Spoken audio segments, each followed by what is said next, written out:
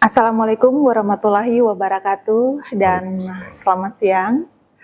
Halo Sobat Kodim 1508 Tobelo, selamat datang di podcast Jalan Prajurit, tempat kita membahas segala hal tentang TNI dan pengabdian pada negeri. Hari ini kita akan membahas topik yang sering ditanyakan oleh banyak orang. Bagaimana cara mendaftar menjadi prajurit TNI Angkatan Darat? Podcast ini khusus buat kalian yang bercita-cita menjadi bagian dari Tentara Nasional Indonesia Angkatan Darat.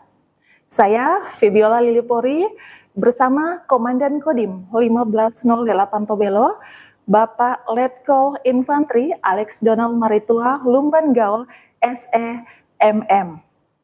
Yuk kita bahas mulai dari persyaratan, tahapan seleksi, hingga tips agar lolos. Selamat datang Komandan.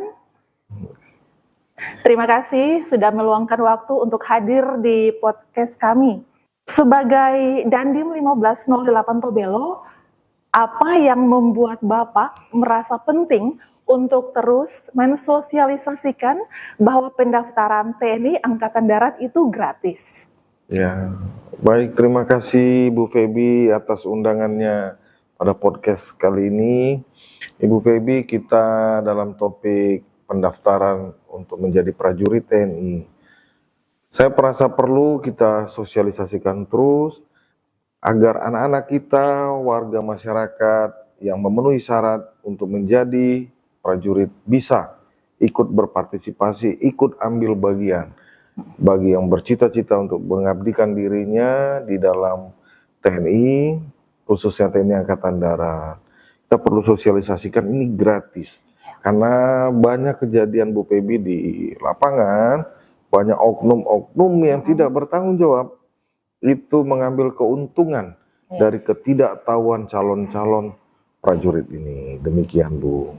Ya, Pak Dandim bisa memberikan penjelasan singkat tentang TNI Angkatan Darat dan peran pentingnya dalam menjaga kedaulatan negara. Baik, terima kasih Bu Febi.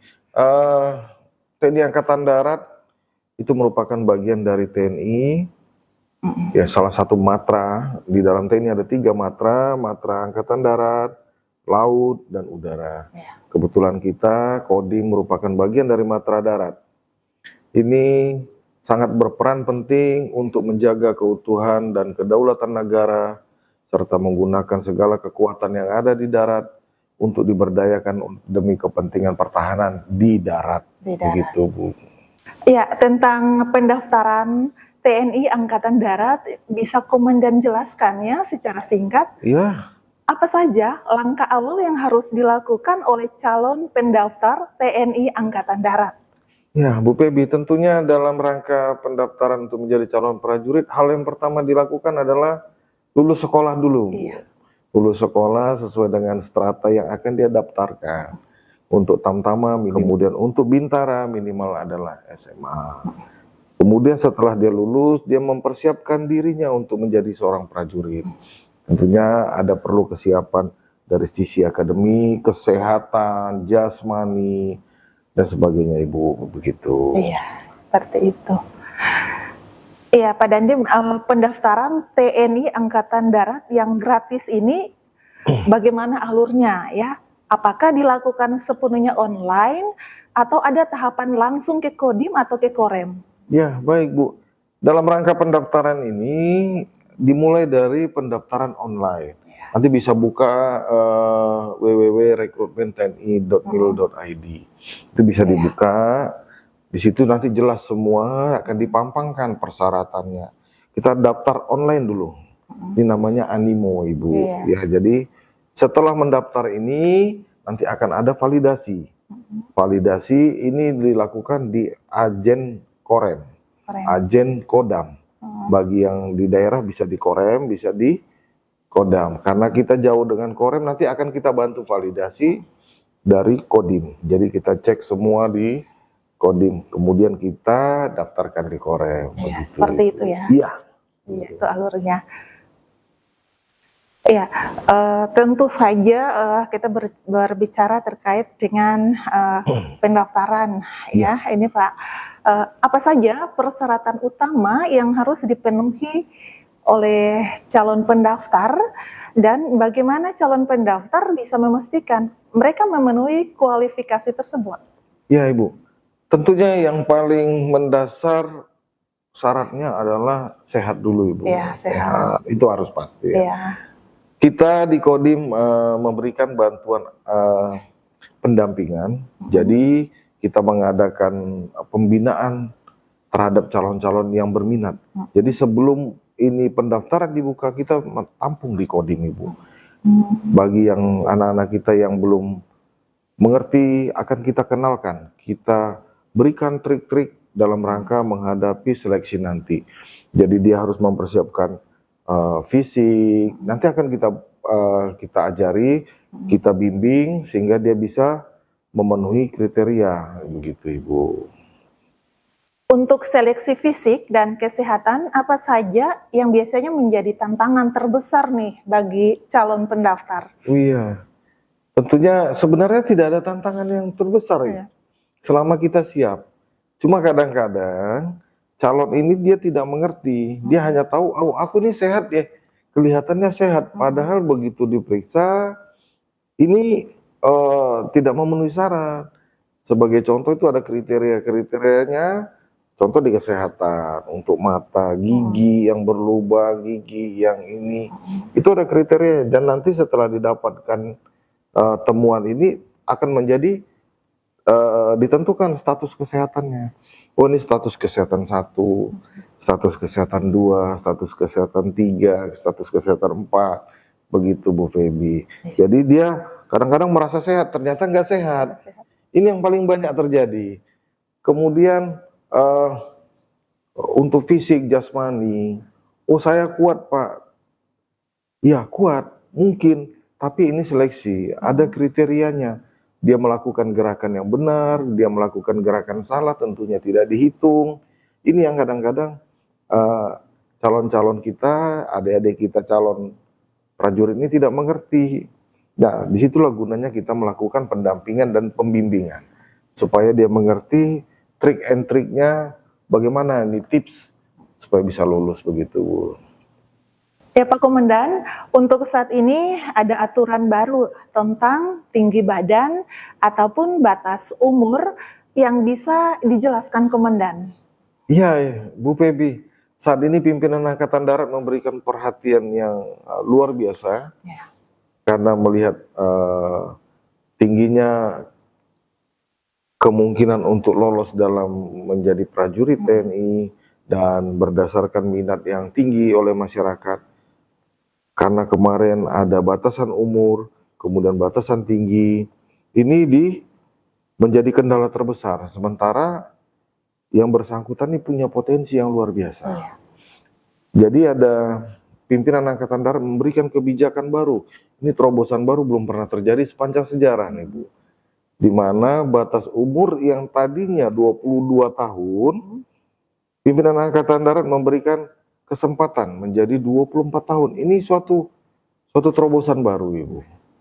Kemudian untuk tinggi badan, khusus untuk Bintara dia 163 minimal, 163 cm. Untuk Tamtama ini diturunkan. Jadi yang semula 163 juga menjadi sekarang 158 cm. Ini karena melihat karakter fisik orang Indonesia rata-rata, khusus yang wilayah timur ini banyak yang kecil-kecil Ibu. Ini kesempatan yang luar biasa nih. Luar biasa. Ini tolong dimanfaatkan dengan baik begitu Bu. Ya, kita baru bicara tentang pendaftaran TNI Angkatan Darat gratis ya. Ini seringkali dimanfaatkan oleh oknum tidak bertanggung jawab. Bagaimana langkah TNI Angkatan Darat untuk bisa mencegah terjadinya praktik percaloan atau penipuan? Iya, Ibu. Ini percaloan, praktek ilegal ini sering terjadi. Hampir setiap kali WRP ini terjadi, Bu. Ini yang kita sangat sayangkan. Padahal pimpinan Angkatan Darat sudah sangat tegas menyatakan bahwasannya setiap rekrutmen prajurit ini dilakukan secara transparan dan akuntabel. Jadi semuanya terlihat nyata, cuma selalu aja ada oknum yang tidak bertanggung jawab. Ini bermain di belakang. Kasihan anak-anak kita ditipu, padahal sebenarnya dia memang lulus, cuman disampaikan, wah ini kamu kurang ini. Jadi kasihan. Ya, kita banyak dalam setiap program rekrutmen itu selalu satuan dalam hal ini Angkatan Darat memberikan pengamanan, baik pengamanan terbuka maupun tertutup, di mana pada saat pengamanan terbuka itu dilaksanakan dengan pengawasan melekat. Kemudian untuk pengamanan tertutup, intel-intel kita disebar untuk mencegah terjadinya praktek-praktek ilegal ini dengan menyelidiki semua data si calon siswa, kemudian sama siapa saja dia pernah berhubungan dan sebagainya, Ibu. Ini memang sangat kita cegah praktek-praktek ilegal ini. Praktek ilegal ini memberikan dampak yang buruk nantinya kepada prajurit, di mana kita tidak jujur memberikan hasil akibat percaloan ini. Mungkin ada oknum yang bermain dengan tim warping, tim rekrutmen dan sebagainya. Ini sangat merugikan kita. Jadi kita tidak mendapatkan kualitas yang baik untuk menjadi seorang prajurit. Begitu, Bu. Iya, Pak Komandan, jika ada masyarakat yang mengetahui adanya oknum yang meminta biaya atau menjanjikan nih jalur khusus ya, Ya. apa yang harus mereka lakukan? Ya, Ibu. Kalau begitu itu percaya deh, Bu. Tidak, jangan mudah percaya dengan apa yang disampaikan orang. Yakinlah bahwasannya kalau diri kita siap memenuhi kriteria, kita pasti lulus. Jadi nggak usah dipercaya. Namun apabila menemukan hal tersebut, bisa laporkan kepada kami langsung, Ibu. Kami membuka handphone saya, nomor saya terbuka untuk umum, kapan saja 24 jam, laporkan ke saya. Kalau tidak mau ini, ada polisi militer, silahkan dilaporkan. Anggota saya juga, terutama tim intel saya, itu menyebar di mana-mana, silahkan dilaporkan. Sehingga kita bisa meminimalisir terjadinya praktek-praktek kecurangan. Begitu, Bu. Ya. Ya, Bapak Komandan, apa tips yang bisa diberikan kepada para calon pendaftar untuk mempersiapkan diri, baik dari segi fisik, mental, maupun administrasi? Ya, Ibu, para calon sebaiknya datang ke kita dulu, nanti kita akan lakukan pendampingan, kita akan cek, kita akan berikan tips and triknya, gimana nih, kesehatannya kira-kira bagaimana, nanti akan kita bantu untuk pemeriksaan kesehatan di rumah sakit di Ternate ya. Kemudian untuk fisik sendiri, kita membuka bimbingan di sini, dilakukan oleh anggota kita, jadi dibimbing untuk fisiknya bagaimana nih yang benar nih gerakannya. Kemudian yang lainnya untuk administrasinya kita bantu melaksanakan pengecekan. Jadi kekurangan-kekurangan administrasi ini bisa kita lengkapi sebelum kita melaksanakan validasi di Korem, sehingga tidak sia-sia dia berangkat ke Ternate, sampai di sana oh kurang ini kembali lagi ke Tobelo. Jadi kita sudah melakukan pendampingan, begitu, Bu. Ya, apakah ada program pembinaan atau pelatihan pra pendaftaran yang disediakan oleh Kodim 1508 Tobelo untuk membantu calon prajurit? Oh iya, Bu, itu yang sudah saya jelaskan tadi. Sebelum pendaftaran buka juga kita sudah menyelenggarakan pembinaan dan latihan untuk mereka melakukan pendampingan. Kira-kira bagaimana, apa ini yang perlu disiapkan seorang calon itu? Bagaimana nih berperilaku yang baik? Bagaimana nih membentuk sikap yang baik? Kita sudah lakukan itu, Bu. Dan ini sudah kita lakukan dari dulu. Di sini kalau mungkin Ibu bisa melihat pagi-pagi atau sore-sore ada satu kelompok yang lari, itu dari kita, Bu. Membantu calon-calon prajurit untuk memperbesar kemungkinan anak-anak kita, khususnya Halmahera Utara, bisa lebih banyak masuk. Bisa diterima oleh tentara, begitu. Ya, menurut Bapak Komandan, apa motivasi terbesar seseorang untuk bergabung dengan TNI Angkatan Darat, khususnya generasi muda saat ini? Ya, kalau saya melihat ini calon-calon prajurit Ibu, banyak yang ingin masuk tentara karena melihat ingin mengabdi bagi negara, ya melalui jalur tentara. Karena memang kita di tentara, khususnya Angkatan Darat ini Ibu, banyak bersentuhan langsung dengan masyarakat, mengabdikan diri dalam rangka membantu wilayah, membantu masyarakat. Karena tugas utama kita adalah yang pertama tugas tempur, yang kedua tugas teritorial Ibu. Ini tugas teritorial ini yang selalu mungkin dilihat anak-anak kita, adik-adik kita, melihat tentara, ada bencana, ada tentara membantu, ada kejadian luar biasa, ada tentara ikut membantu, ada pertanian, ada ikut tentara. Mungkin itu yang mereka lihat, di samping melihat, ini tentara tugasnya tempur, latihan perang, kan begitu Bu. Iya. Ya, saya pikir yang paling banyak dilihat karena kita selama ini selalu dekat dengan masyarakat, selalu dekat dan membantu masyarakat dalam menghadapi sesuatu di daerah kita itu Bu. Itu mungkin yang saya rasa keinginan mereka terbanyak ya di sini begitu Bu. Apa harapan Bapak kepada calon prajurit yang ingin bergabung dengan TNI Angkatan Darat, khususnya dari wilayah Tobelo? Ya, tentunya saya menginginkan calon-calon kita ini menjadi pelopor di wilayah kita, mengingat masih banyak wilayah kita yang masih agak terpencil Bu. Karena mungkin keterbatasan lingkungan, keterbatasan wilayah, sehingga yang bisa bersekolah ke Tobelo ini hanya sebagian.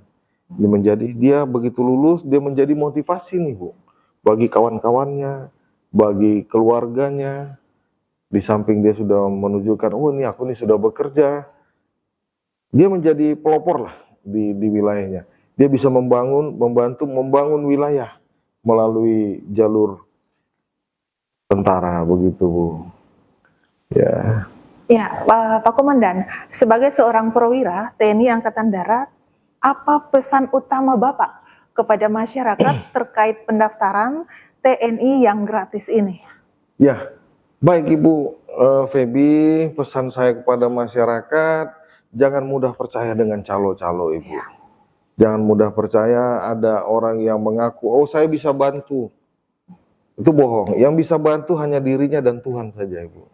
Jadi tidak usah percaya dengan orang yang bisa membantu. Percaya dirilah kita untuk melakukan seleksi. Tidak perlu ada bantuan, tidak perlu ada koneksi di dalam, tidak perlu ada ini. Yang bisa membuat kita lulus hanya kita dan Tuhan. Jadi kita siapkan diri, kemudian berdoa dengan Tuhan, minta restu dari orang tua. Saya rasa itu sudah cukup untuk kita bisa lolos dalam seleksi ini Bu. Jadi adik-adik kita yang berminat menjadi tentara, siapkan dirinya dengan baik. Kalau ada hal-hal yang tidak diketahui atau belum dimengerti, kita terbuka, silakan datang ke Kodim. Dan selama ini juga kita sudah melakukan pembinaan dan pelatihan serta pendampingan kepada calon. Ini bisa ditanyakan, sharing, bagaimana menghadapi seleksi yang sebaiknya, yang bisa membuat kemungkinan lolosnya jauh lebih besar begitu Bu. Ya, harapan kita banyak yang masuk dari sini bisa membangun Halmahera Utara ini.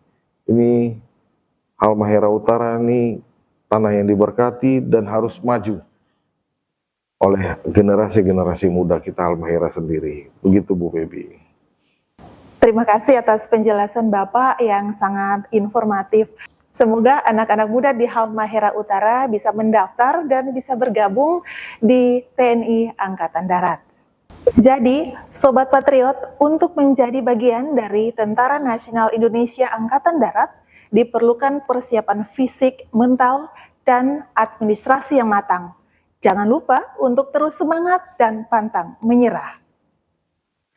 Ingat, mengabdi pada negeri adalah kehormatan. Jika kalian memiliki tekad dan kerja keras, pasti bisa menjadi prajurit tangguh TNI Angkatan Darat. Terima kasih sudah menonton podcast Jalan Prajurit. Sampai jumpa di episode berikutnya. Dan tetap semangat menggapai cita-cita.